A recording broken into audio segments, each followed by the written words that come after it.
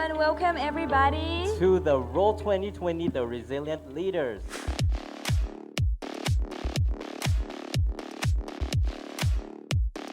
I would like to say welcome. Could you hear me well? I can hear you well. I can't see you Yes. yet. What I have just pointed out to you is only the tip of the iceberg.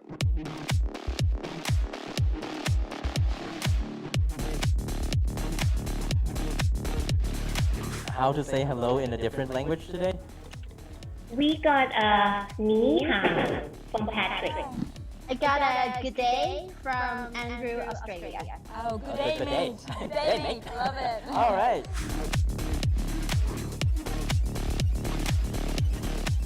Professor David Kennedy, Nicholas Booth, our emerging leaders on the Rule of Law and Development Program, ladies and gentlemen. A very good evening to those of you who are in Thailand and those of you who are within this region. Good morning and good afternoon to those of you who are joining us from elsewhere across the globe. On behalf of the Thailand Institute of Justice, or TIJ, I would like to extend a warm welcome to each and every one of you. I am grateful for an opportunity to be with you virtually at the TIJ-IGLP workshop orientation. Growing success over the past few years since 2017, thanks to our close partner, the Institute for Global Law and Policy at Harvard Law School, or IGLP, led by my longtime friend, Professor David Kennedy. We are very excited to be hosting the TIJ-IGLP workshop for emerging leaders on the rule of law and policy for the fourth time this year. We are delighted to see such a diverse group of high caliber professionals assembled online from Thailand and from across the region from all over 10 countries. I want to take this opportunity to thank Professor David Kennedy and his very able team at the IGLP for their hard work and commitment in making this international workshop happen despite unforeseen challenges triggered by the COVID-19 pandemic, which has impacted all of us globally. We highly value our friendship and cooperation between our two organizations and truly see our work as mutually reinforcing in contributing to the wider discussion on the importance of the rule of law in policy making process. As a think tank institute affiliated with the United Nations Crime Prevention and Criminal Justice Program Network, or UNPNI, one of the TIJ's primary missions is to promote sustainable development by investing in the rule of law as its fundamental. We believe that a broad-based participation of bright minds like yours is an essential foundation to achieve this goal. We also believe that such a gathering of stakeholders, not only limited to those in the legal field, will encourage ever-enriching discussion on how to mainstream the rule of law into their work.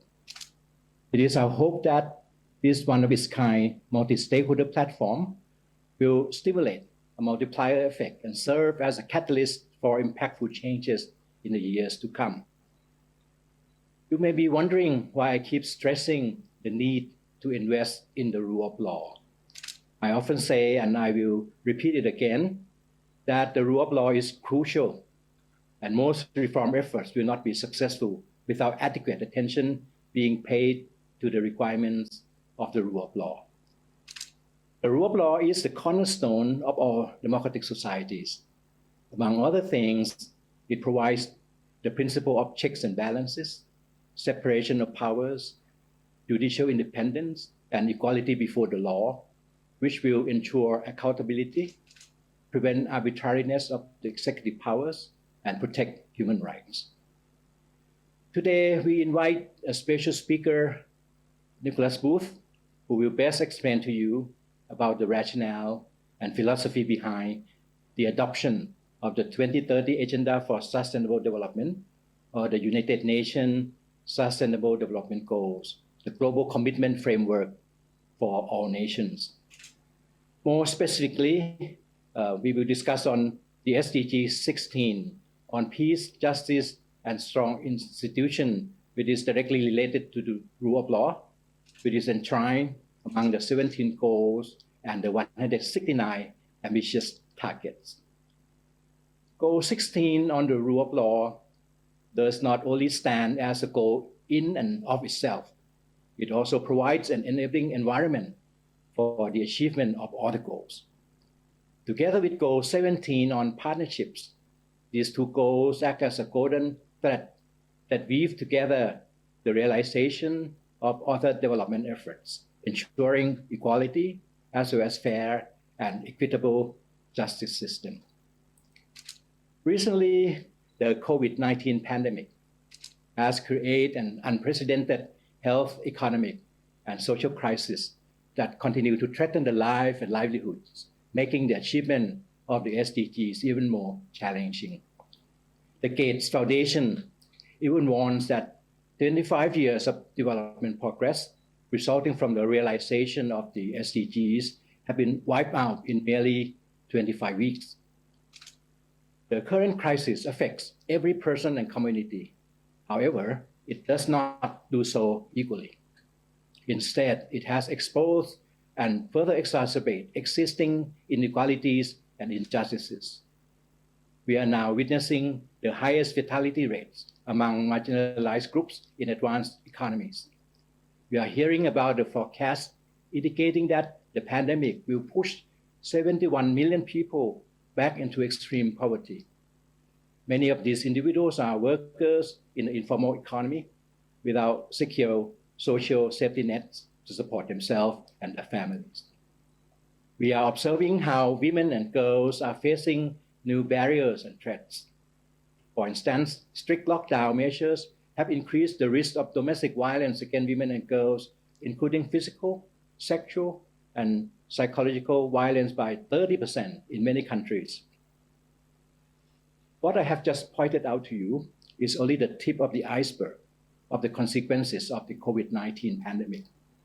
It is a never-ending list if we do not view the current crisis as a unique opportunity to consider our resilience. It is undeniable that resilient leaders are as crucial as ever today. By being resilient leader, I mean they are among those who thrive in the face of adversity and uncertainties. They remain optimistic even in times of crisis, seeing these moments as opportunities. They are unafraid to take tough action with courage and forward-leaning vision without any delay. They are responsive in light of ever-evolving circumstances. It is critical to acknowledge that what we are talking about here is probably too big and too important to be left exclusively in the hands of any one profession or even with one generation. Successfully accomplishing this mission rely much more on the support from every one of you. It is my utmost belief that those of you who are here with us today, either at the TIJ or virtually, have a vital role to play as resident leaders of tomorrow in promoting the rule of law in tandem with inclusive, equitable, and sustained growth in building back better in times of crisis. Dear emerging leaders, ladies and gentlemen, in concluding, I hope that this TIJ-IGLP workshop will equip you with the essential tools and mindset to take a leap into the unknown together. I very much look forward to hearing about the engaging policy debates that will take place over the next several months. Once again, it is our greatest pleasure to officially welcome all of you to the TIJ-IGLP workshop. Thank you very much.